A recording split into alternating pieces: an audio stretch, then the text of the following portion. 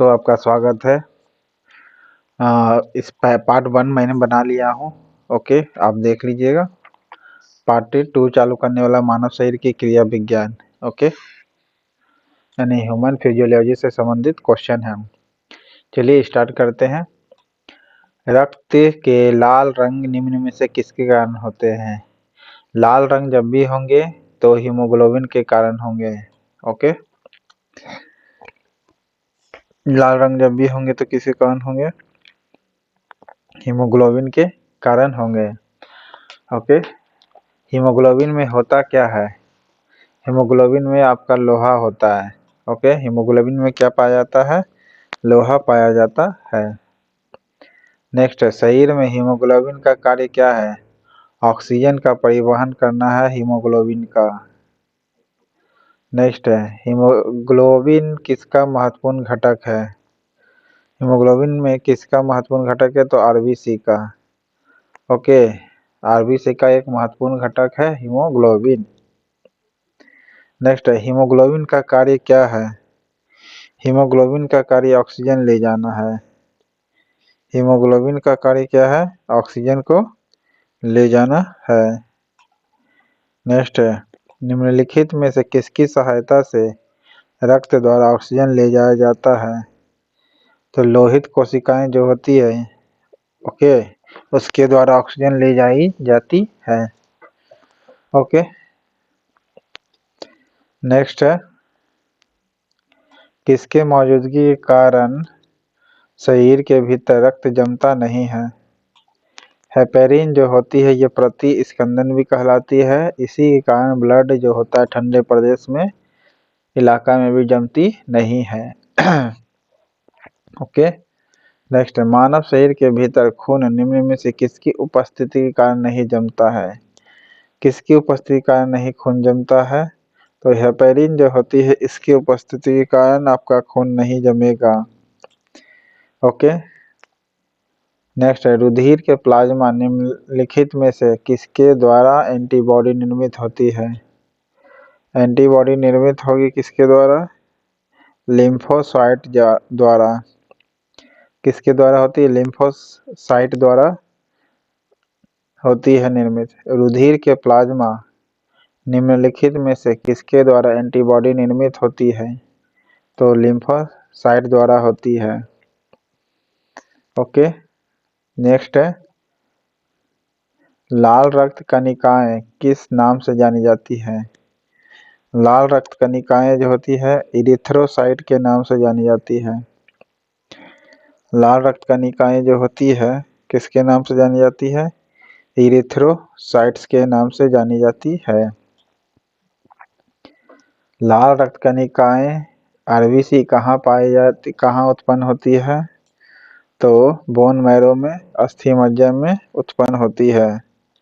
Okay, bone marrow English में कहते हैं अस्थि मज्जा को। यहीं पर लाल रक्त कणिकाएं बनती है। ओके, खून बनती यही है बोन मैरो में, और इसे कहते हैं एरिथ्रोसाइट्स कहते हैं। लाल रक्त कणिकाएं को किस नाम से जानी जाती है? एरिथ्रोसाइट के नाम से जानी जाती है। नेक्स्ट है, किसको आरबीसी का कब्रिस्तान कहा जाता है? आरबीसी का कब्रिस्तान किसको कहते हैं? तो प्लीहा को कहते हैं। ओके, आरबीसी का प्लीहा की जगह पर सब मर जाता है और बनता है अस्थि मज्जा में। ओके, अस्थि मज्जा में जाके बनेगा और मरता है प्लीहा में। स्प्लीन भी कहते हैं प्लीहा को इंग्लिश में। नेक्स्ट है, मनुष्य की लाल रक्त कणिकाएं, मनुष्य का जो लाल रक्त कोशिकाएं हैं इसका जीवन काल कितना दिन होता है? तो 120 दिन होती है। कितना दिन होती है? 120 दिन होती है लाल रक्त कणिकाएं का जीवन काल। नेक्स्ट है, मानव शरीर में लाल रक्त कण का निर्माण कहाँ किया जाता है? मानव शरीर में लाल रक्त कणिकाएं का निर्माण कहाँ होते हैं? ये बताए थे बोन मैरो यानी अस्थि मज्जा में होती है। और तिल्ली यानी स्प्लीन क्या होती है? ये आरबीसी का कब्रिस्तान कहलाता है। ओके, नेक्स्ट, लाल रुधिर कणिकाओं का उत्पादन किसके द्वारा होता है? उत्पादन अगर करना है तो अस्थि मज्जा के द्वारा होती है। ओके, नेक्स्ट है, उच्च 49 पर मानव शरीर में आरबीसी क्या होता है? इसकी संख्या बढ़ने लगती है। क्या होती है? बढ़ने लगती है। ओके, घटेगी नहीं बल्कि बढ़ने लगती है। अगर हाई ऊंचाई पर जाएंगे तो आरबीसी की जो संख्या होगी वो क्या हो जाएगी? रेड ब्लड सेल्स का संख्या बढ़ने लगेगा जितना ऊपर जाएंगे, क्योंकि उसी प्रकार ऑक्सीजन डिमांड भी तो बढ़ जाती है। ओके, क्योंकि ऊपर जाने पर ऑक्सीजन लेवल कम जाता है, तो ऑक्सीजन लेवल कमने के कारण शरीर में डिमांड बढ़ जाता है, जिससे कि पूर्ति हो सके इसलिए आरबीसी की संख्या बढ़ जाती है। सफेद रक्त का डब्ल्यूबीसी का मुख्य कार्य क्या है? रोग प्रतिरोधक क्षमता धारण करना होती है। रोग प्रतिरोधक क्षमता धारण करनी होती है। ओके,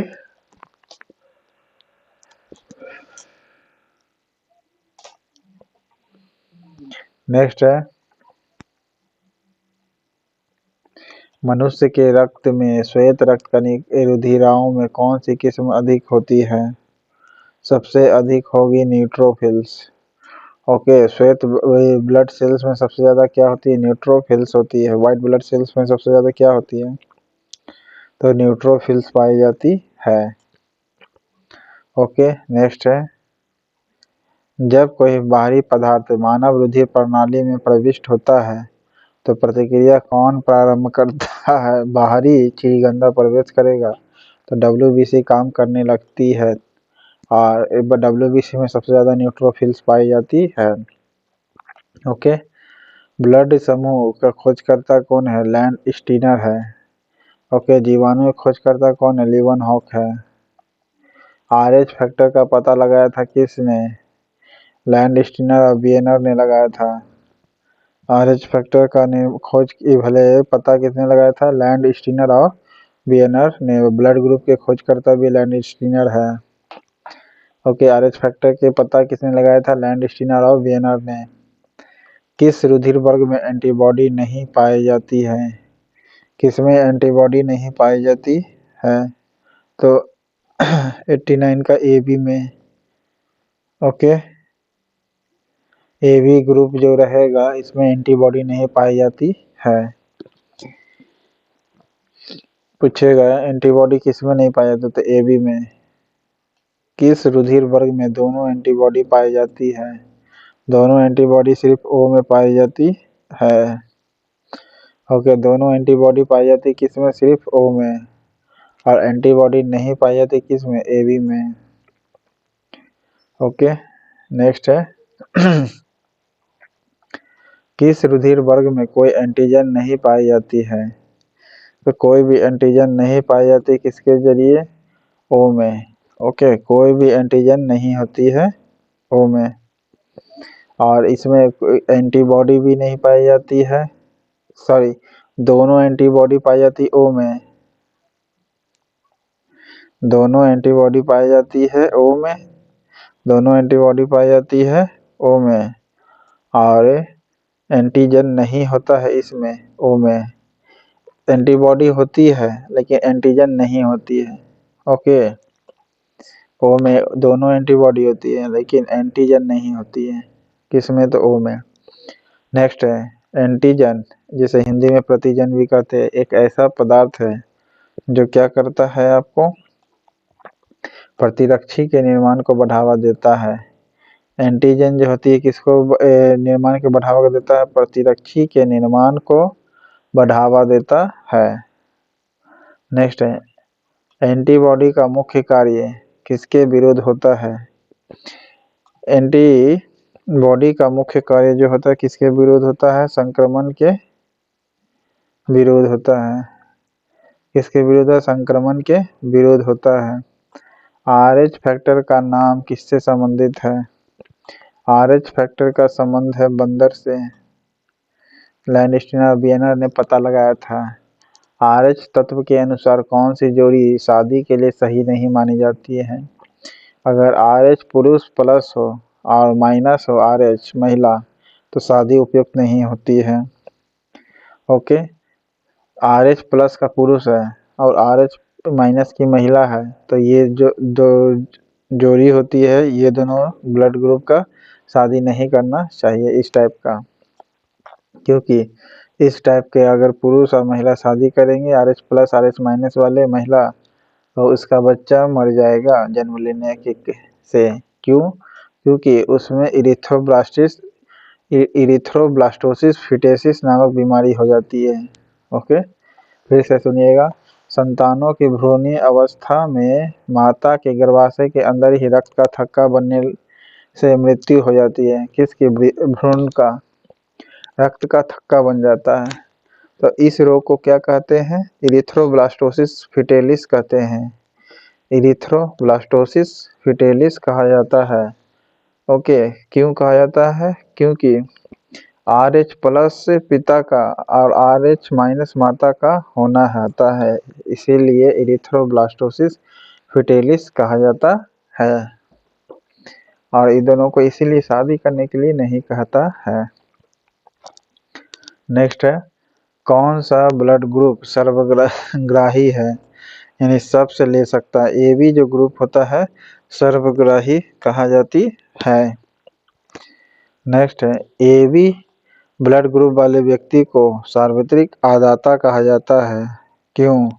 AB आदाता क्यों, यानी AB जो होती है सबसे ले सकती है। क्यों ले सकती है? क्योंकि यह जो होती है उसके रक्त में प्रतिपिंड का अभाव होता है। किसके अभाव होता है? प्रतिपिंड का अभाव होता है। किसमें? ब्लड में प्रतिपिंड का अभाव होता है AB ब्लड ग्रुप में, इसीलिए यह सर्वाधिक आदाता कहलाता है AB ग्रुप। नेक्स्ट है, निम्न वर्ग सर्वाधिक दाता किसे कहा गया? O ग्रुप को सर्वाधिक दाता ग्रुप कहा गया है। यदि किसी व्यक्ति पुरुष का ब्लड AB हो और महिला का ब्लड ग्रुप B हो, तो उसके बच्चे का कौन सा ब्लड ग्रुप हो सकता है? तो उसके बच्चा को या तो A ग्रुप का ब्लड होगा, बच्चा होगा, या B ग्रुप का बच्चा हो सकता है, या AB ग्रुप का बच्चा हो सकता है, लेकिन O ग्रुप का बच्चा पैदा नहीं हो सकता। ठीक है, तो इसका आंसर O है। ओके,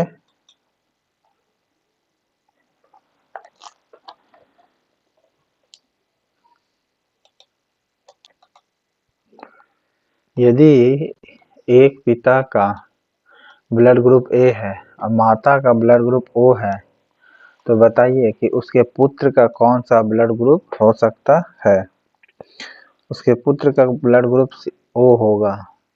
अगर पिता का ब्लड ग्रुप O है, माता का O है, सॉरी, पिता का A है, माता का O है, तो पुत्र का कौन सा ब्लड ग्रुप हो सकता है? तो O ग्रुप का हो सकता है।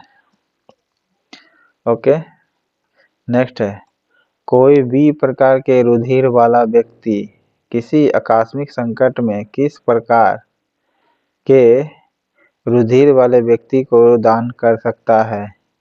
अगर B प्रकार के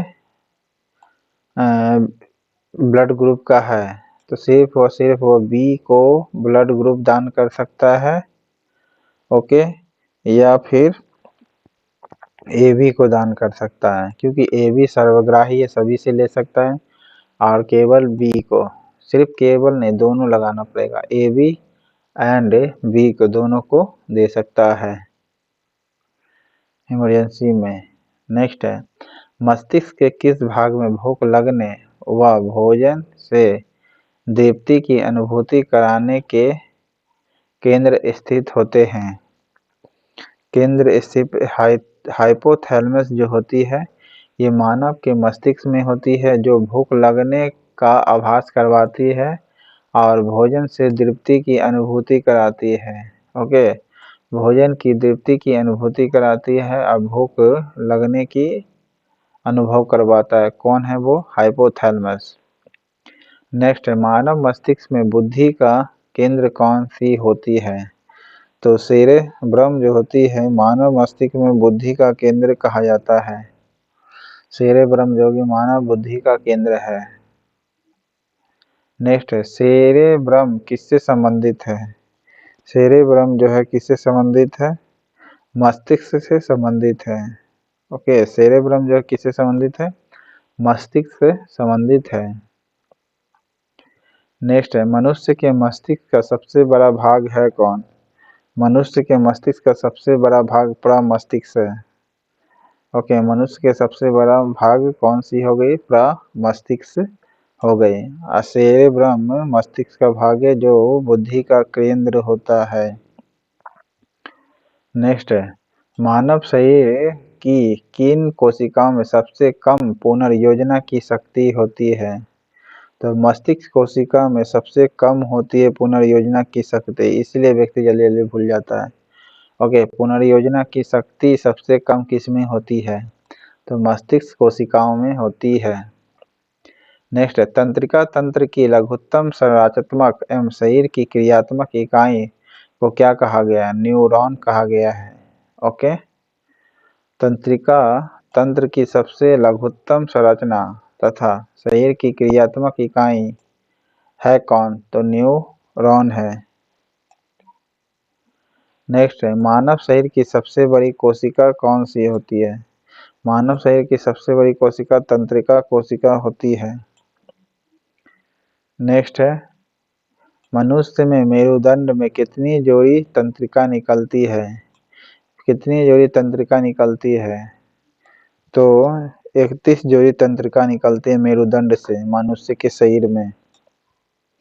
ओके, मनुष्य के शरीर में मेरुदंड से कितनी जोड़ी तंत्रिका निकलती है? 31 जोड़ी। और हमारा पसलियाँ कितनी जोड़ी होती है? 12 जोड़ी पसलियाँ होती है। ओके, नेक्स्ट है, प्रतिवर्ती क्रियाओं का नियंत्रण केंद्र कहाँ पर है? प्रतिवर्ती क्रियाओं का नियंत्रण केंद्र है कशेरुक रज्जु में। किसमें है? कशेरुक रज्जु में प्रतिवर्ती क्रियाओं का नियंत्रण यानी रिफ्लेक्सिंग एक्शन का। नेक्स्ट है, श्वसन की क्रिया संपन्न होती है किसमें? श्वसन की क्रिया संपन्न होगी माइटोकॉन्ड्रिया में। श्वसन की क्रिया संपन्न होगी माइटोकॉन्ड्रिया में। नेक्स्ट है, मनुष्य में श्वासोच्छ्वास में बाहर निकली वायु में ऑक्सीजन की मात्रा होती है। ऑक्सीजन की मात्रा होती है 16%। ओके, मनुष्य अगर श्वासोच्छ्वास से बाहर जो हवा छोड़ती है उसमें ऑक्सीजन की मात्रा कितनी होती है? तो 16% होती है। नेक्स्ट है, ग्लूकोज के पूर्ण ऑक्सीकरण के फलस्वरूप कितने अणु एटीपी का निर्माण होता है? एटीपी का निर्माण होगा 38 अणु का। ओके, फिर से सुनिएगा, ग्लूकोज के पूर्ण ऑक्सीकरण के फलस्वरूप कितने अणु एटीपी का निर्माण होता है? तो 38 अणु एटीपी का निर्माण होता है। आप एटीपी का फुल फॉर्म कमेंट बॉक्स में बताइएगा। नेक्स्ट है, मनुष्य 1 मिनट में कितनी बार सांस लेता है? 16 से 17 बार लेता है। इसमें 16 से 18 बार दिया हुआ है। नेक्स्ट है, भोजन का ऊर्जा में परिवर्तन कोशिका के किस भाग में होता है? माइटोकॉन्ड्रिया में भोजन का ऊर्जा में परिवर्तन होता है और कोशिका का ये डेड सेल कहलाता है। ओके, कब्रगाह लाइसोसोम। ओके, राइबोसोम से प्रोटीन का निर्माण होता है। नेक्स्ट है, ऑक्सीजन की उपस्थिति में सुक्रोज का कार्बन डाइऑक्साइड और जल में ऊर्जा निर्मुक्त होना के साथ पूर्ण रूपांतरण होने को कहते हैं क्या? तो वायु श्वसन कहते हैं। क्या कहते हैं इसको? वायु श्वसन कहेंगे।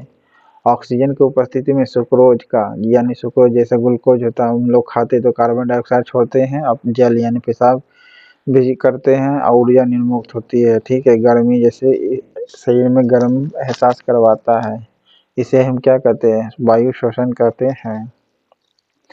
नेक्स्ट है, हमारी छोड़ी हुई सांस की हवा में कार्बन डाइऑक्साइड की मात्रा कितनी % होती है? 4% होती है। हमारी छोड़ी गई कार्बन डाइऑक्साइड की मात्रा में 4% और ऑक्सीजन 16% होती है श्वासोच्छ्वास में। ओके, नेक्स्ट है आपका 119 नंबर, कि क्रेब्स चक्र में किसका संश्लेषण होता है? क्रेब्स चक्र में किसका होगा? तो पाइरुविक एसिड का होगा। ओके, क्रेब्स चक्र में किसका संश्लेषण होता है? पाइरुविक एसिड का संश्लेषण होता है। नेक्स्ट है, अनऑक्सीशोषण का अंतिम उत्पाद होता है कौन? अनऑक्सीशोषण का अंतिम उत्पाद होगा आपका, हालांकि ये मेथनॉल होता है।